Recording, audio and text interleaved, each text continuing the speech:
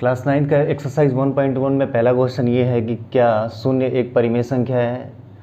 इसे आप P upon Q के फॉर्म में लिख सकते हैं, जहाँ पी व क्यू पूर्णांक है और Q equal to not zero. तो बिल्कुल सिंपल सी बात है कि ज़ीरो एक परिमेय संख्या है कि नहीं, ये रीज़न के साथ हमें बताना है। तो जैसे ज़ीरो है तो हम ज़ीरो को क्या लिख सकते हैं, 0/1 लिख सकते हैं। ऊपर हो गया p और नीचे q, और यहाँ q equal to not zero भी है, और 0 और 1 ये दोनों पूर्णांक भी होते हैं। इतना क्लियर है? ठीक, तो हमारा आंसर क्या होगा कि हाँ 0 एक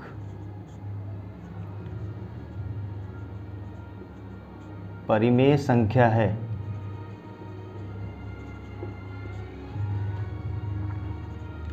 इसे हम P/Q के रूप में लिख सकते हैं।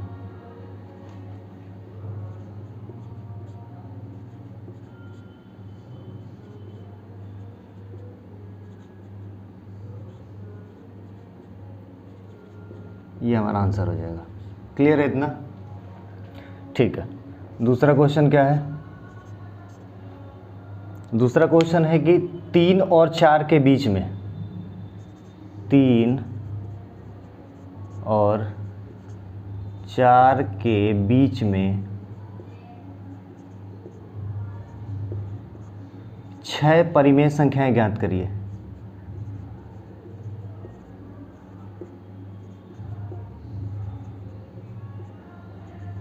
छह परिमेय संख्या हमें ज्ञात करनी है। ठीक, किसके किसके बीच में? 3 और 4 के बीच में। तो सबसे पहले 3 और 4 को क्या करेंगे, परिमेय संख्या के रूप में बनाएंगे। तो परिमेय संख्या बनाने के लिए हमें चाहिए कि P/Q के फॉर्म में हो। ठीक है, तो हम नीचे क्या कर देंगे, कुछ नहीं है तो 1, यहाँ भी कुछ नहीं है तो 1।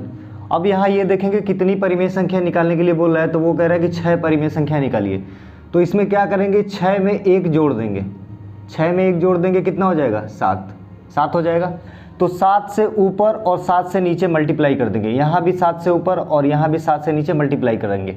तो यहाँ अगर 7 से मल्टीप्लाई करेंगे ऊपर और यहाँ 7 से नीचे, यहाँ भी 7 से ऊपर और 7 से नीचे। ठीक है, तो 7 × 3 कितना हो जाएगा, 21, और नीचे क्या हो जाएगा, 7। और इधर क्या करेंगे, 7 × 4 करेंगे तो क्या हो जाएगा, 28, और नीचे क्या हो जाएगा, 7। और इसके बीच में हमें कितनी परिमेय संख्याएं चाहिए, 6। 1 2 3 4 5 6, ये हमें 6 परिमेय संख्याएं चाहिए।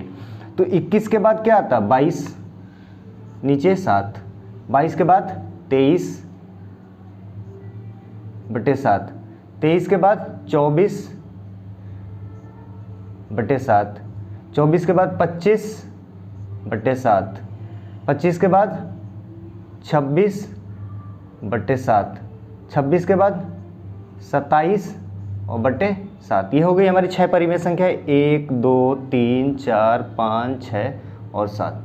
कभी भी याद रखिएगा कि जैसे कोई भी भिन्न हो A/B, अगर इसमें अगर आप सेम नंबर से मल्टीप्लाई करते हैं तो मान में कोई भी अंतर नहीं होता। इस बात को हमेशा याद रखेंगे। ठीक है, क्लियर है इतना? नोट करिए।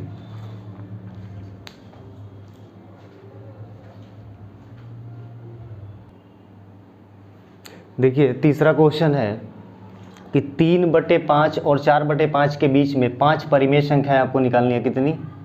5 परिमेय संख्या निकालनी है। तो ये ऑलरेडी P/Q के फॉर्म में है, ये भी P/Q के फॉर्म में है, नहीं परिमेय संख्या के फॉर्म में है, लेकिन कह रहा है कि फिर भी इसके बीच में हमें 5 परिमेय संख्या चाहिए। ठीक है, तो क्या है, पहला है 3/5 और दूसरा है 4/5।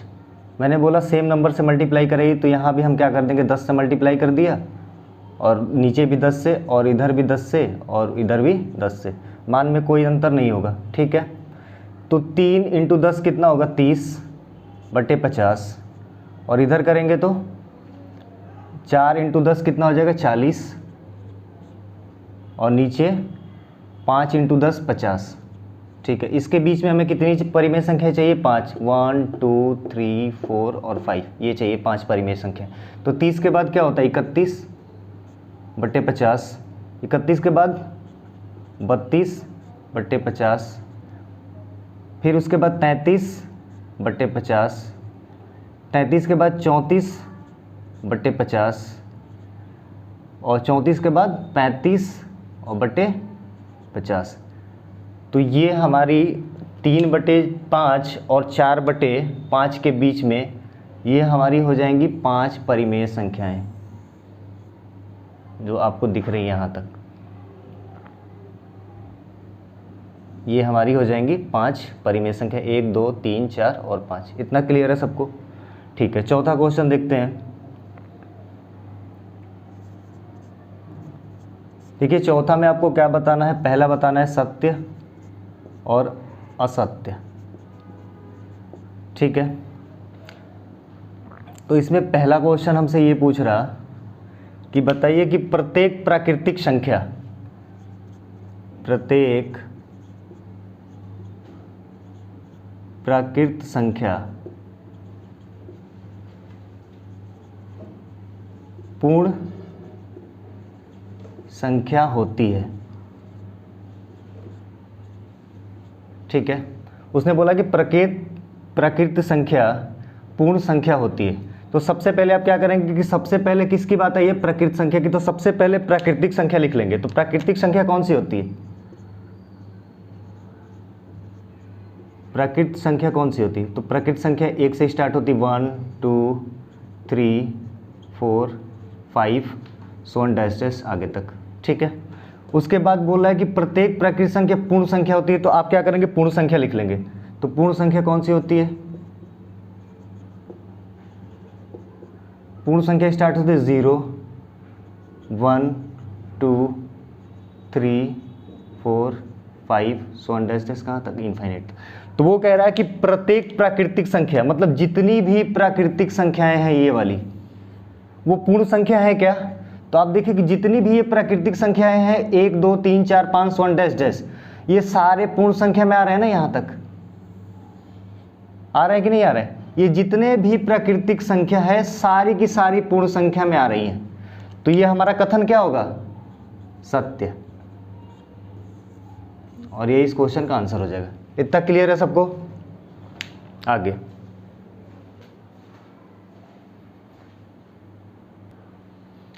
देखिए, चौथे में दूसरा नंबर क्वेश्चन है कि प्रत्येक पूर्णांक एक पूर्ण संख्या होती है।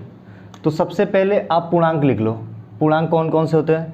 तो पूर्णांक 0 राइट में गए तो 1 +1 +2 +3 +4, और इधर आएंगे तो -1 -2 -3 और -4। इस तरीके के होते हैं पूर्णांक। ये सारे के सारे क्या हैं? पूर्णांक हैं। अब ये कह रहा है कि प्रत्येक पूर्णांक पूर्ण संख्या होती है। ठीक है, तो प्रत्येक पूर्णांक, ये जितने भी पूर्णांक हैं वो बोला है कि पूर्ण संख्या होती है। जितने भी पूर्णांक हैं, ये सारे जो पूर्णांक लिखे हुए हैं वो बोल रहा है कि सारे के सारे क्या हैं? पूर्ण संख्या है। लेकिन ये गलत कह रहा है। पूर्ण संख्या केवल यहाँ से यहाँ तक होती है, सारी तो नहीं होती। ये तो नहीं होती है ना, ये तो नहीं होती। माइनस के तो होते नहीं पूर्ण संख्या, केवल 0 से लेके 1 तक होता है। तो केवल इतना ही होता है पूर्ण संख्या। तो ये गलत कह रहा है कि प्रत्येक होती है। तो ये क्या होगा? असत्य होगा। तीसरा क्वेश्चन कह रहा है कि प्रत्येक परिमेय संख्या एक पूर्ण संख्या होती है। अच्छा, आप खुद बताइए कि कोई भी परिमेय संख्या होगी तो वो P/Q के फॉर्म में होगी। ठीक है, जैसे हम कोई भी एग्जांपल ले लेते हैं, जैसे हमने ले लिया 3/4। 3/4 एक परिमेय संख्या है, और ये कह रहा है कि प्रत्येक परिमेय संख्या पूर्ण संख्या होती है। तो ये गलत कह रहा है ना। पूर्ण संख्या तो 0 1 2 3 4 5 6 ऐसे होती है। कोई भी पूर्ण संख्या बटे के रूप में नहीं आती, बटे के फॉर्म में नहीं आती। तो ये क्या है? ये भी क्या होगा? असत्य होगा। ये आपका एक्सरसाइज 1.1 पूरा कंप्लीट है। कोई भी डाउट हो तो सी बॉक्स भर देंगे।